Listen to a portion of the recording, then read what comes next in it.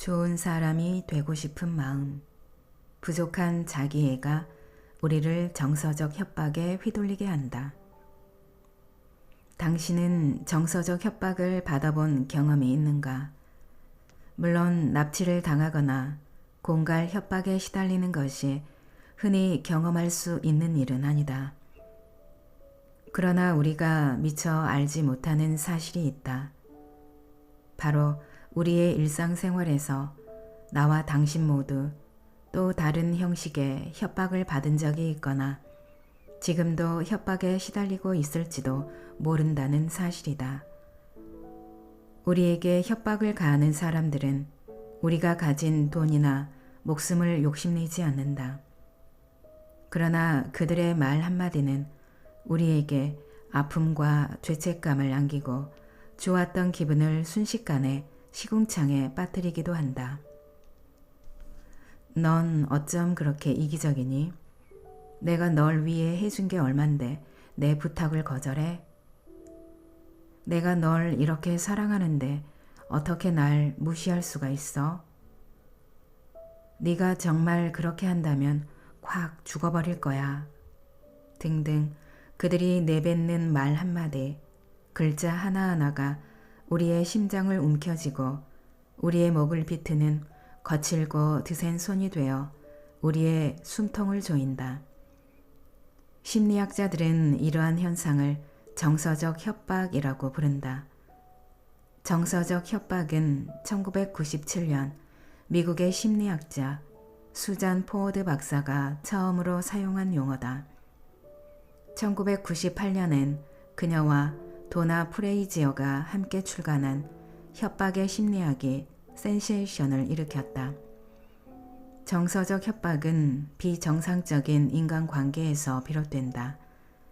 협박자는 항상 무리하고 불합리한 요구와 위협, 압박, 침묵 등을 통해 자신에게 가까운 사람들 혹은 자신의 인생에서 중요한 사람들에게 좌절감과 죄책감, 두려움, 부끄러움 등을 안김으로써 소기의 목적을 달성하고자 한다. 그러나 때로는 어떤 목적을 달성하기 위해서가 아니라 그저 습관적으로 정서적 협박을 가하기도 하는데 이러한 상황이 반복되면 협박을 받는 사람들조차도 그런 대우를 당연시하게 된다. 시쳇말로 협박이 먹히는 이유는 협박을 받는 사람이 상대와의 관계를 유지하고 싶어 하기 때문이다. 그렇기에 피해자들은 자신에게 생채기를 내면서까지 상황에 타협하고 상대에게 순종하는 방법을 택한다. 왜? 보통 정서적 협박자들은 말 한마디로 우리의 기분을 나락으로 떨어뜨리고 한숨 한 번으로 당장의 감정을 좌지우지할 만큼 우리에게 중요한 사람, 예컨대 부모나 선생님, 친구, 연인 또는 배우자이기 때문이다. 협박자들은 대개 나는 또 뭐뭐인 줄 알았더니 괜찮아. 어차피 넌 신경도 안 쓰는 걸 뭐. 너도 알고 있었구나 하는 식의 말들로 운을 뗀다. 예를 들어 타지에서 직장 생활을 하다 모처럼 집으로 돌아온 당신에게 어머니가 이런 말을 했다고 가정해보자. 네 나이가 벌써 몇인데 얼른 결혼해야지. 옆집 애를 좀 봐라. 40이 다 되도록 싱글이니 어디 시집이나 가겠니? 너는 절대 그렇게 되면 안 돼. 여자는 시집을 가야 인생의 이막이 열리는 거야. 그러니까 전에 소개받았던 의사 집안 아들이랑 잘해봐. 엄마가 다 너 잘 되라고 하는 소리니까 나중에 후회하지 말고 엄마 말 들어. 어떤가? 스트레스가 가중되는 기분이지 않은가? 어쩌면 깊은 한숨과 함께 피곤하다는 말이 절로 나올지도 모르겠다. 정서적 협박의 본질은 해당 관계가 매우 중요하다고 인정하는 데 있다. 가족관계, 고부관계, 연인관계, 친구 관계, 심지어 고용 관계에도 정서적 협박이 이루어질 수 있다. 우리가 이러한 관계를 의식하는 한 상대는 관계의 결렬을 무기로 얼마든지 우리를 위협할 수 있고, 우리가 이러한 위협에 대처하는 방법을 모르는 한 상대는 우리를 조정해 자신들이 원하는 목적을 달성할 수 있다. 요컨대 우리가 정서적 협박에 시달리는 이유는 우리가 그 관계를 중시하는 착한 평화주의자이기 때문이다. 정서적 협박은 남을 자신의 통제하에 두고자 하는 강렬한 욕망이 만들어낸 일종의 심리게임 혹은 전략으로, 그 시작은 한 사람의 성장 과정과 연관이 있다.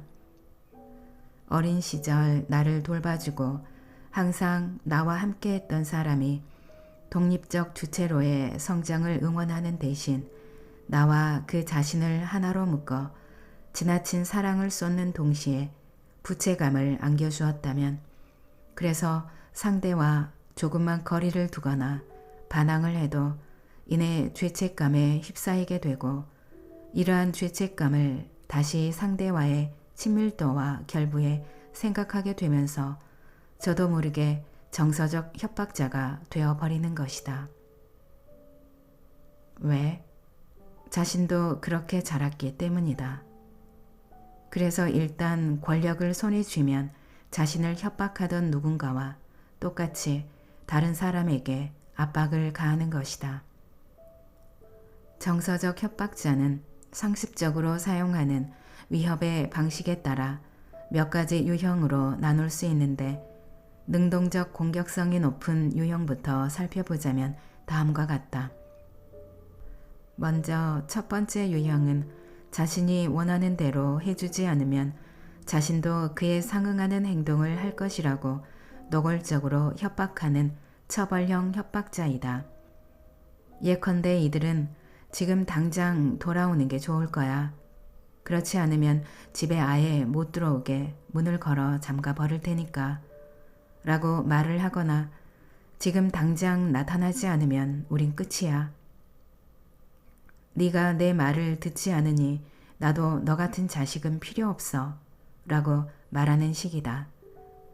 두 번째 유형은 자신이 원하는 대로 해주지 않으면 자기 자신을 학대할 것이라고 위협하는 자해형 협박자다.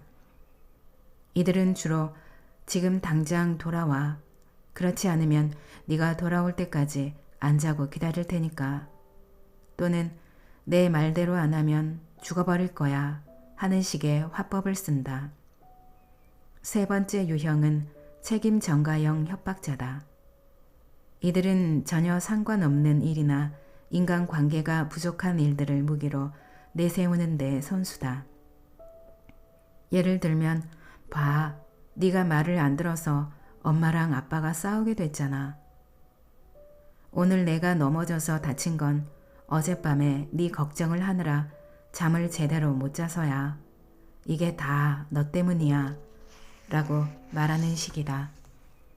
네 번째 유형은 피해자 코스프레형 협박자다. 책임 전가형 협박자와 유사하지만 이들은 주로 원망의 형식을 빌려 소극적으로 자신의 감정을 토로한다. 우회적인 표현을 즐겨 사용하기 때문에 이들이 협박으로 하고자 하는 말이 무엇인지를 파악하는 일은 온전히 듣는 이의 몫이다. 예컨대 이들은 이렇게 말한다. 난 자식 교육도 제대로 하지 못한 정말 형편없는 인간이야. 그러니 애들이 집에서 기다리는 사람은 생각도 안 하고 매일 늦게 들어오지. 얘들이 날 안중에도 두지 않는 건 전부 내 잘못이야. 다섯 번째 유형은 도덕성 강요형 협박자다. 이들은 온갖 도덕적 관념을 입에 달고 산다. 부모님 연세도 있는데 그분들 생각도 해야지. 네가 이렇게 이기적으로 굴면 안 되지. 애써 키워놨더니 부모님을 떠나 그 멀리서 일을 구하겠다고? 돌아와서도 좋은 일자리는 찾을 수 있잖아. 곁에 있어드리는 게 효도야. 안 그래? 우리 사회에서는 이같이 정서적 협박을 가하고 또 협박을 받는 사람들을 흔히 찾아볼 수 있다. 특별히 사회적 역할을 중시하는 문화적 배경 탓에 다들 어느 정도는 부모님께 효도하는 착한 아들, 딸, 남들이 부러워할 만한 이상적인 부부 또는 연인, 부침성 좋은 친구, 맡은 바 책임을 다하는 성실한 직원이 되고 싶어 하기 때문이다. 달리 말하면 우리 스스로 역할에 따른 의무를 다해야 마땅하다는 생각을 하고 또 사회적으로도 이런 특정 역할을 해야 한다는 분위기가 형성되어 있기 때문에 이를 빌미로 우리에게 죄책감을 안기고 더 나아가 서로 간의 관계를 제멋대로 주무르려는 사람이 생겨난다는 뜻이다.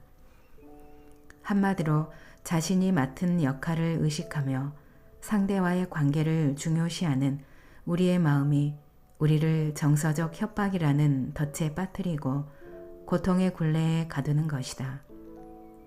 그렇다면 정서적 협박 앞에서 우리는 어떻게 해야 할까? 상황에 따라 민감하고 난해한 부분이 많긴 하지만 그래도 생활 속에서 정서적 협박의 비중을 줄여나가는 방법은 있다. 먼저 가장 중요하기도 한 첫 번째는 정서적 협박자와 이치를 논할 수 없음을 인지하는 것이다. 그들은 이치가 아니라 정을 앞세우고 사고방식과 설득 기술을 가지고 있기에 이치를 따져 그들의 스타일을 바꾸려고 한들 아무 소용이 없다. 그렇기에 이미 오랫동안 협박에 시달려 왔다면 먼저 자신의 관성적 사고방식부터 바꿔야 한다.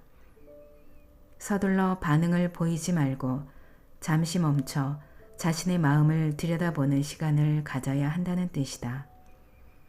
정서적 협박에 시달리는 사람들은 대부분 좋은 사람이 되고 싶어하고 인정에 목말라하며 지나치게 남을 의식하고 끊임없이 자기 자신을 의심하는 한마디로 자신감과 자기애가 부족한 사람들이기 때문이다.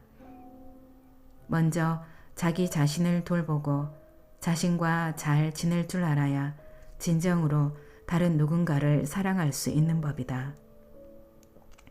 억울함을 감내해 사랑을 얻을 수 있다고 생각한다면 이는 큰 착각이다. 당신이 믿는 그 사랑은 진짜 사랑도 아닐 뿐더러 당신의 마음에 상처를 남기고 어쩌면 그 다음 세대에까지 상처를 안길지도 모른다. 다음으로 협박자를 대할 때는 반드시 정서적 경계를 설정해야 한다. 상대를 아무리 사랑하고 또 아무리 중요하게 생각할지라도 상대의 감정까지 책임질 필요는 없다. 그러니 상대의 자극과 고육책과 지탕과 억지에도 자신만의 경계를 지키며 협박자의 공격이 완화될 때를 기다릴 필요가 있다.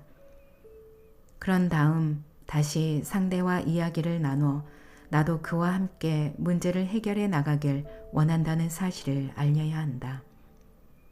사실 정서적 협박은 끊임없이 반복되는 악순환과 같다. 그 때문에 이를 끊어내는 데에는 반드시 장애물이 있을 수밖에 없다.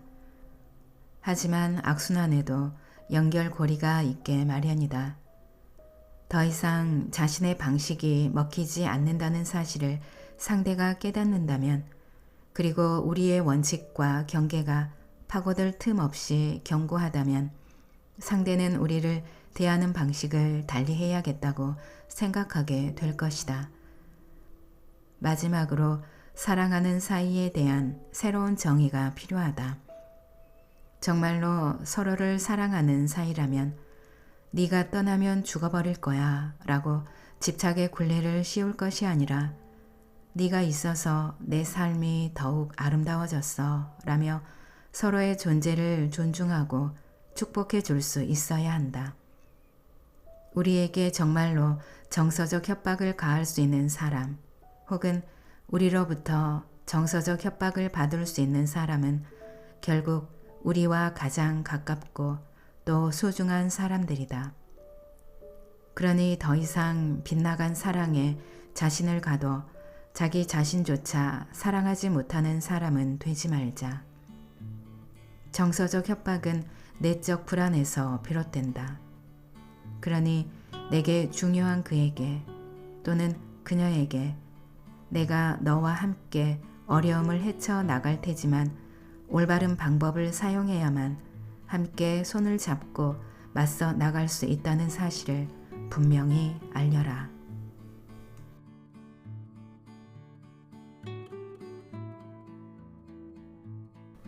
낭독은 여기까지입니다.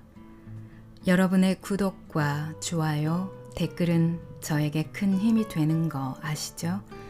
오늘도 끝까지 들어주셔서 감사합니다.